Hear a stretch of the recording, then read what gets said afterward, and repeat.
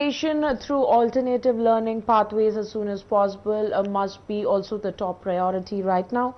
To ensure the interruption to education is as limited as possible, we urgently need to support teachers, parents, caregivers, innovators, communication experts, and all those who are positioned to provide education, whether through radio programs, homeschooling, online learning, and other innovative approaches. We have a caller who is also a school education consultant, Mr. Srikanth online, who would give us more information regarding what exactly is happening in the educational sector right now. Mr. Srikanth, can you hear me? Yeah, yes, Felicia, I am able to hear you. Hello? Hello, I am able to hear you. Hello? Hello, I am able to hear you, Felicia. Yeah, Mr. Srikanth. Yeah, thank you so much for joining with us this afternoon. I am also equally excited because this being a school scan is really the felt need of the hour, and I really appreciate the efforts being made by your CBR channel to promote such a wonderful program. Right. Mr. Srikanth, my first question to you is, can you explain what exactly is happening right now in the educational sector? Yes, in the wake of the coronavirus, all the domains are really undergoing massive changes, and education is no exception. And in this regard, education as the academic year is really picking up, a lot of, analysis is going on within the educationists, governmental people, as also the parents, as to how this academic year should be restructured, because so many other factors are outweighing the possibility of a regular classroom education which is being followed all these years. Now a kind of different option is available in the form of online education. Right. And some schools have already initiated the concept of online to their students also, Anisha. Right.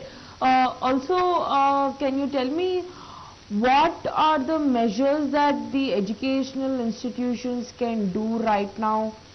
As you can see, they're already going through online teaching and several other alternate ways educational institutions are trying right now. What is it that they can do right now to increase the productivity both from the students or from teachers? Exactly, in the field of education, the most important factor is that the student should never be given any long gap between his learning skills. That is the most important thing. Because when once a gap creeps in, the learning ability or the capacity or the interest altogether will wane down. So, the first thing we have to take into consideration is to activate the learning process by any method. Actually, the regular personal coaching which is given in the classrooms is the best, and the traditional one too. But of late and in the present scenario, since this is not viable, we have to opt for something like online, which is, though economically not the best option for most of the households, is it being made mandatory by most of the schools, because that happens to be the only way to reach the student who is placed elsewhere. Right. In this particular situation, what happens is that the learning interest has to be kept alive. That is the most important thing. Once that interest is there, then whatever little it can learn from the online coaching, because we cannot expect the student to grasp on the online entirely in its entirety. So whatever little it grasps, it has to be compensated by the parental care. They have to really bring in the necessary books. They have to really sit with the children. They have to actually take the process of giving education to the child.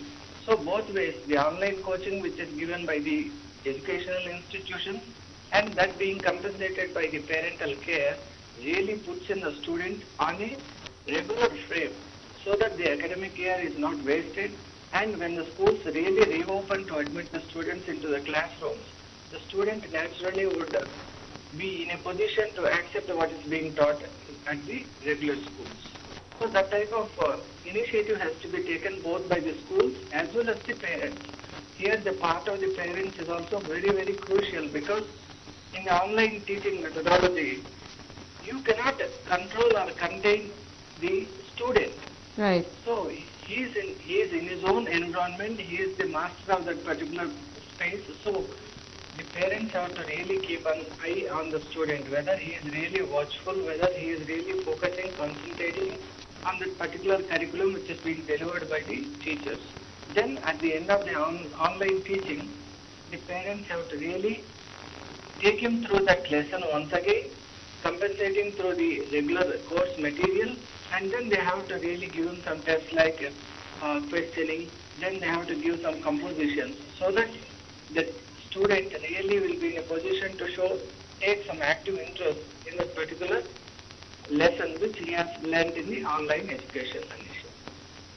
Right, right, Mr. Srikanth. Also, here I would like to know what are the different challenges that children are facing right now. Many students, not just in schools but colleges, people who are graduating right now, undergrads, I mean, or the graduates who have done their masters and they are just waiting for to get into their job roles. But as we can see, because of the current scenario, there are not many positions that are open for freshers right now.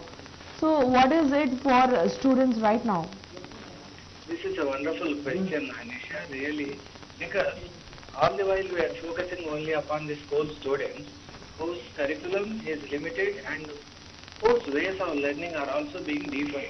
But if you take up the higher up ones, those who are coming to the 10th standard or to the +1, +2 level, or still those who are just passing out of their degree courses, their situation is really grim and remote because they have to opt for a career. There the question of career is open to them.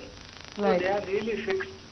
They do not know what ways to choose from because some of the people are interested in specializing in a particular subject and they do not know how they have to really pick up the course which they really want from the university which they would like to reach. So all these things are really in a mess and the educational consultancies are also working hard to bring about a kind of clarity amongst the students. But as you know, the second wave of infections is on the rise and the government is also planning to conduct massive tests. So we do not know how far the number would escalate and we really do not know whether the reimposition of lockdown might be there. So all these things are also under consideration. So it is really, it will take some time like 1 or 2 months to really come to a kind of clarity with respect to the COVID situation. And on basing on that only we can really give some guidelines to the students who are opting for higher specialization or for those opting for the research. Because that is an intensive search. One has to really pinpointedly come to a particular institution, course, and to the particular topic and the theme also.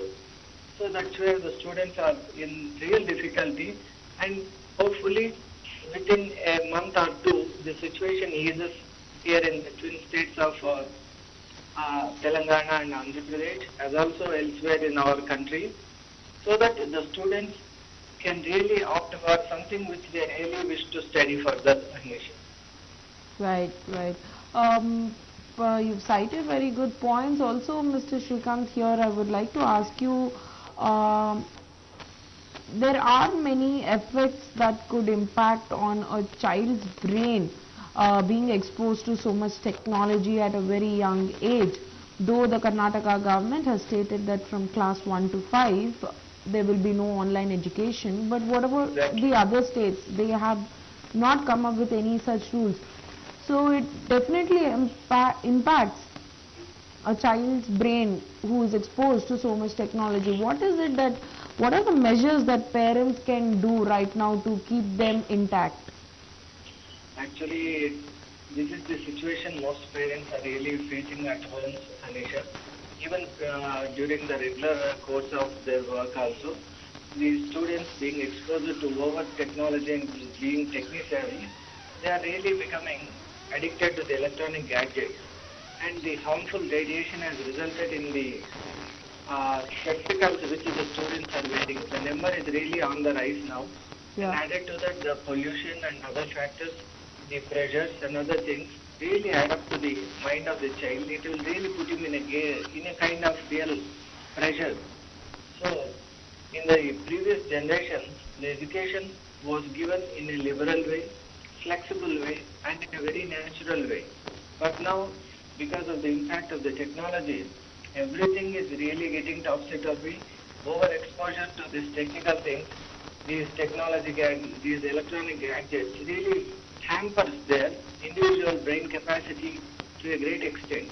The John Hopkins State University has conducted a special research on the students, and those exposed to these harmful radiations were found to be ineffective when they grew up and could not do any analytical reasoning or kind of they are quite inefficient in their thinking process also. So these radiations definitely they are going to alter the very brain cognitive process.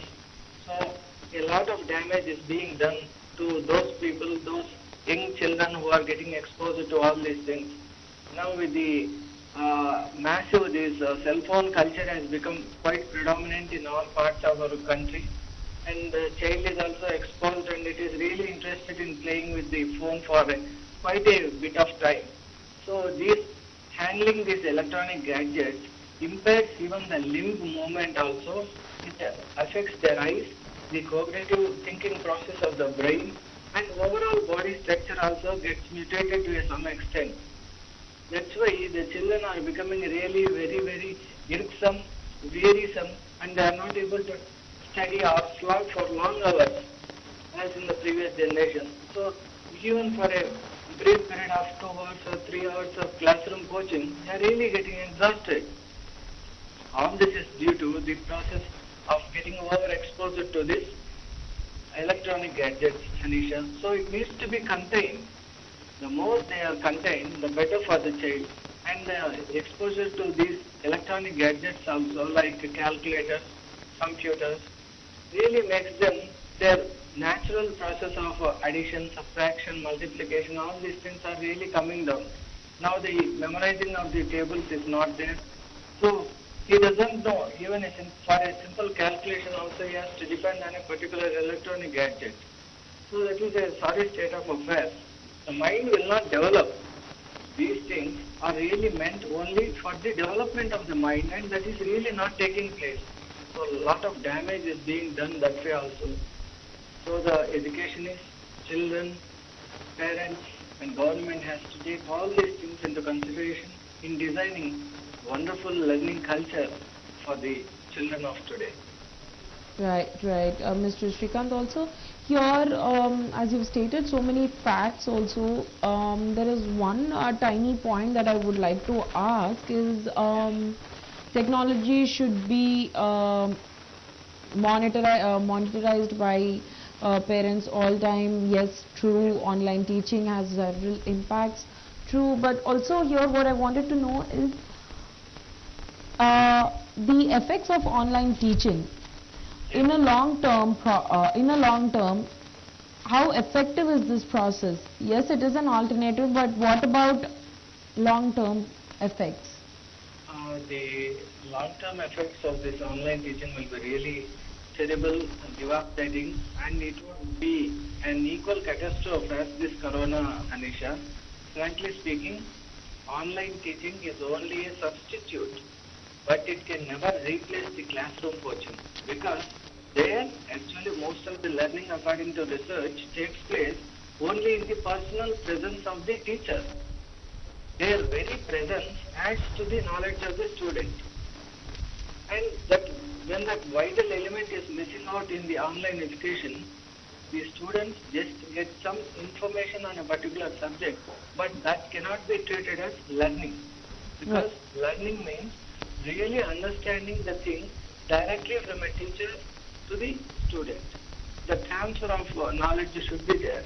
Here, when that is cut, you cannot call this an education. This is only a kind of replacement. Like when a person is not able to breathe, he is on a ventilator. But how many days you can put him on ventilator? You have to give treatment and you have to restore him back to his normal ways of breathing.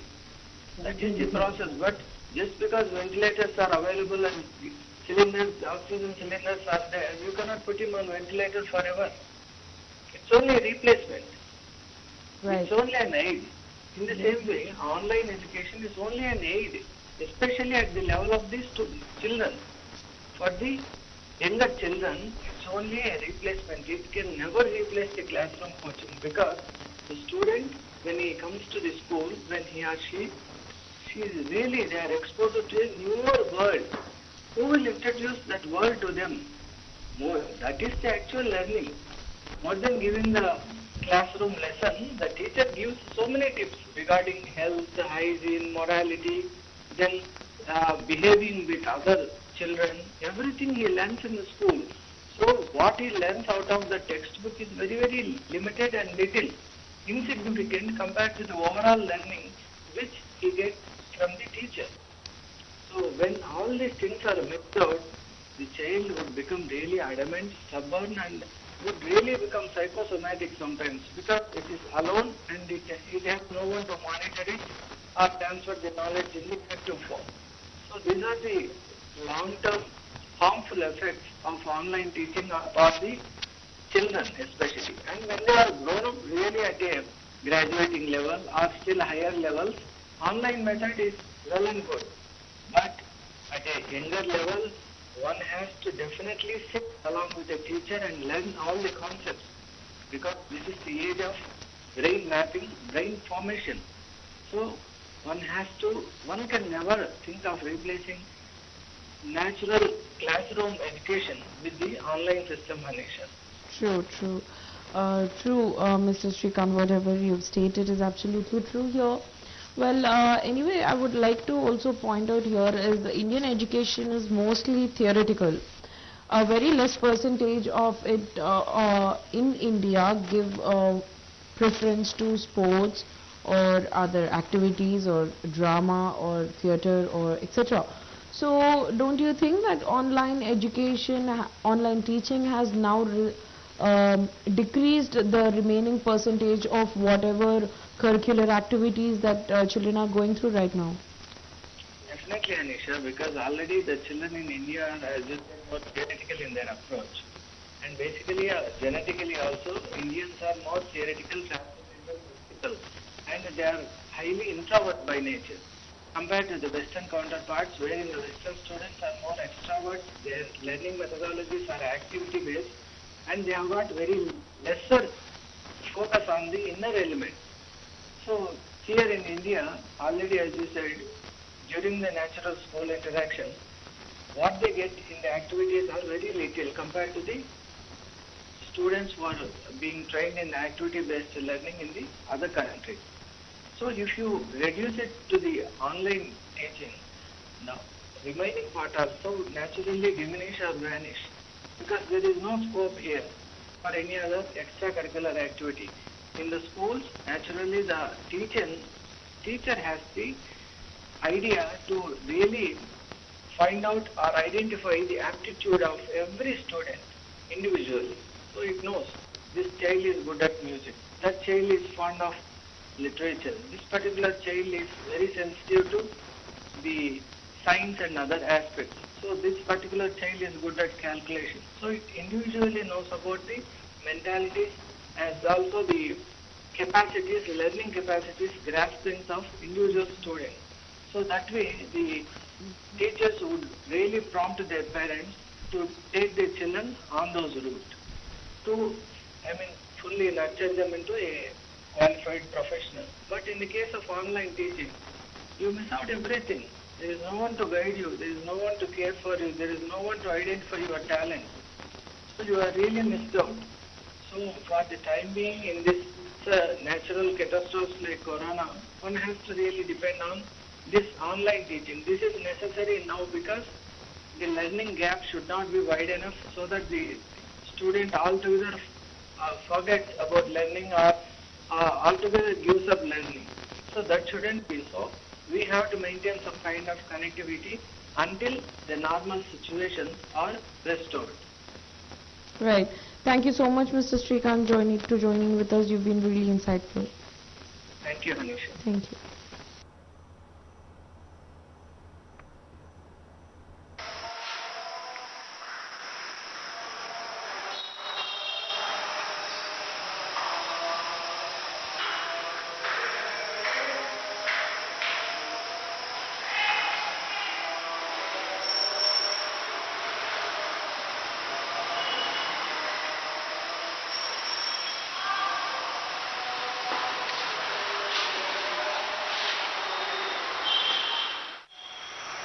table.